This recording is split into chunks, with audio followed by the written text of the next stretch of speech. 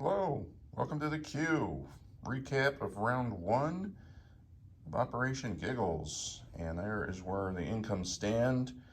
And the tech, you can see Britain and Russia did not advance their tech on turn one. Everyone else did. I didn't set out the victory roundels, but the Axis did pick up Paris, so they're just adding that one. Not a lot of action in the Pacific.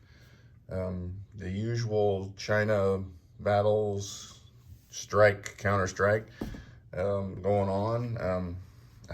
I marked this plane because I noticed when I was doing my purchase for US, because I like to purchase things in advance and look at it and, maybe change it before my turn actually comes. But I happen to notice, I can barely see that fighter there. So I want to make sure I move that. So the other thing, in Europe, chaos reigns. You can see I got the big marker in the Mediterranean. There is only one cruiser left from any nation. Italy has one cruiser. They have a couple transports. And the other thing, too, is there's only one Italian plane left and one British plane left. So it is massive destruction on turn one in the Mediterranean. Along with, up there in the sea zone 110 and 111, you expect the British to go down, but they took a lot of Germans with them. Not much other battles. Paris goes, southern France, Normandy's alive. Yugoslavia went to Italy, so Russia is not at war, US is not at war. But as you look at the casualty pile from Europe, it is massive. I almost need one of those bone bowls that I'm trying to think where I saw that. Moose Cow. Couldn't come up with his name. I was thinking Madman. It's like, no, I don't think it's Madman. Moose Cow has the bone bowl for all his casualties. I mean, that's a lot of destruction on the European side versus what happened in the Pacific side. So Japan is not doing its job. They're just playing the neutral card, and that's how round one ends, with a lot of destruction. And we'll move on to round two, and I believe Matt Todd's got that coming up here shortly. Oh yeah, I did want to add, I did have a comment about the Vichy rule, because Germany elected not to enact the Vichy rule. And they would have had to have taken Normandy to do so. So they had to take all three French territories, in which instance, when they do that, they have the option of enacting the armistice with the Vichy France. So the Navy and then all these French units in the territories become Vichy France. So basically what that means is those units have to stay in place, can't move around.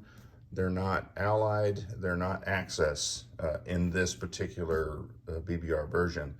So if Italy wants Tunisia, like normal, they would just go in and they would attack that. So there's no change there. That's how you would get those Vichy points on the Axis side. The same goes for these French territories. The Allies, there's no allies in the region, or I would demonstrate. I mean, like if you took a transport and came in here, you could attack either one of these. Say America attacked Morocco, then that Morocco becomes United States income, or Britain or Commonwealth, either any of these. So they're defended. Some are not defended, so you could walk on these and get the free dollar there, like Madagascar. But to do that, you'd have to fight the Vichy destroyer that's in that sea zone. Otherwise, it doesn't block movement. You can still go back and forth through there as long as you're not combating Madagascar. So the other thing, too, is this would become Vichy, and Japan or Britain could attack it and get the two, which kind of is a good idea, except on turn one, there's no units that can really get there to attack them. And by turn two, you can see Japan is swelling in that area. But, you can still attack it and get 2 points for a turn, maybe. But in this current version, or this current game, there is no Vichy. because they didn't take Normandy. So now this French unit can move here into Schoenstatt.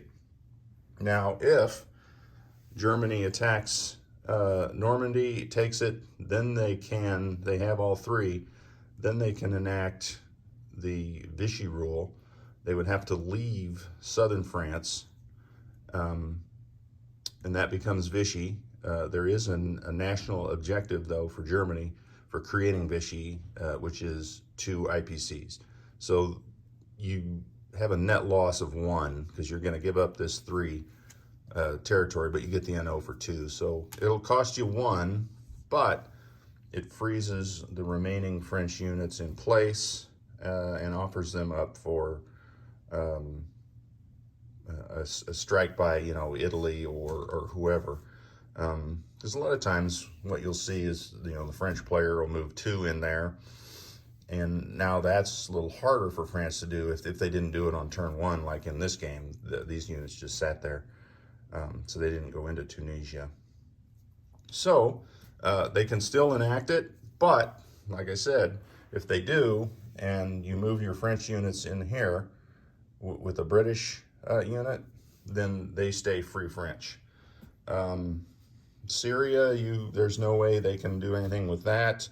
And honestly, all the British transports are out of range, so these would all be Vichy in this instance, if that's what happens on turn 2.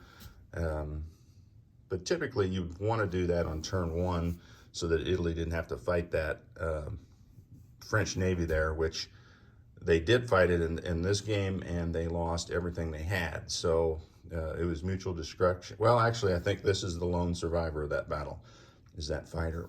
Everything else, as you can see, vanished from the game. So hopefully that's a good little overview of the Vichy rules for BBR 4. And if you have any other questions, please let me know. So I did the recap before Anzac or Commonwealth and France went, just because I wanted to show the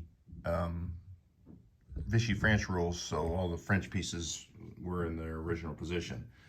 And now I will add in the French move, and boom, they took back southern France.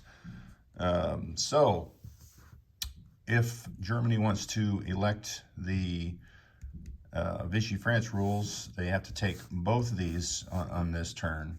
And then once both those are captured by Germany on that particular turn, they can enact the armistice with Vichy France. If not, it is gone for the game. They can't just spring it on the world. So this next turn, turn 2, will be their opportunity. That was the only attack on that turn, as Commonwealth did not declare war on anybody. French did move a guy over, as mentioned earlier. The Commonwealth has sent forces on both sides in a pincer movement on Brazil, I'm assuming.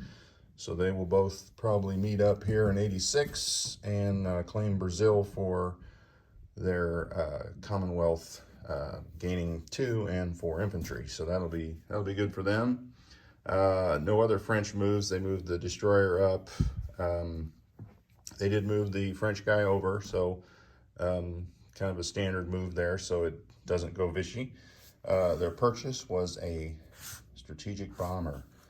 So they've got 2 guys in place to move wherever they feel like. So that is the French and Commonwealth addition to the recap. And like I said earlier, if you have any questions on the Vichy thing, drop them in the comments. Also remember that I've got a playlist going for Operation Giggles, so you can catch all the turns that they were from all the different contestants. And I say that because Russia was posted privately at first and was posted to YouTube this morning, so I've added it in the proper order. So you can watch it all from the beginning and keep up on any turns going forward. Find the one that you missed and watch out of there. Or just grab a bowl of popcorn and a steak dinner and sit down and watch the entire playlist at once if you've got that kind of stamina.